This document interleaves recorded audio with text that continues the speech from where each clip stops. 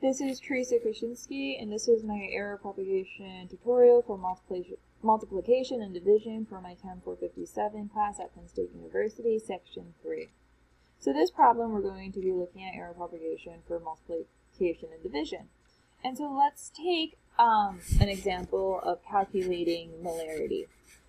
So say we measure 0.1000 grams of sodium chloride with the Mettler balance, and it has a tolerance of plus or minus 0.0004 grams. And once again, this could be found in your appendix of your lab manual on page A4. So then we make a solution with this in a 50 milliliter volumetric flask that has a tolerance of plus or minus 0.1 milliliter. And once again, this could be found on page A4 in your lab manual. So then we calculate molarity by multiplying mass times 1 over volume times 1 over molecular weight. And you're just going to have to trust me that the molarity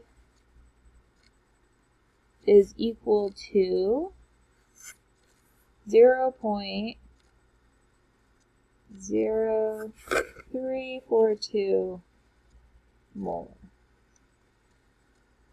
So the way that we would calculate the uncertainty for this is through calculating the relative uncertainty. And so we have our uncertainty divided by our value is equal to the square root of the following quantity. So we take our mass measurement, and we have a tolerance of 0.0004, and so this goes on the numerator, 0.0004 grams. And in the denominator, we put our measurement. So the units will cancel out, and this error will now be in terms of our measurement, so that is defined as a relative error. And then we just square this quantity. It doesn't really look like it too, so I'm going to redraw that. And then we add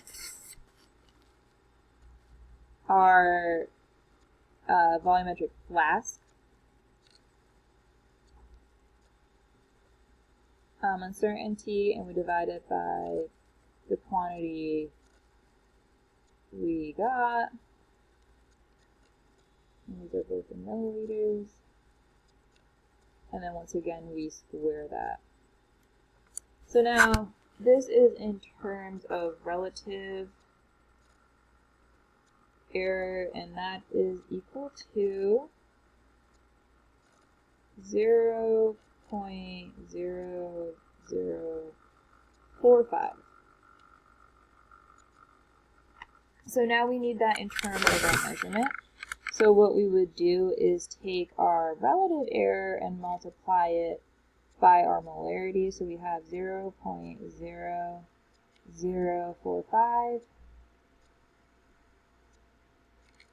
multiplied by 0.0342 molar, and that gives us an uncertainty value that is equal to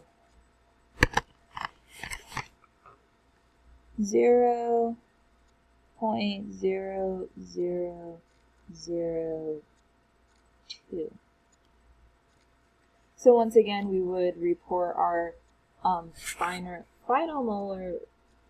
molarity with an uncertainty of 0.0002, and our certainty is also in molarity.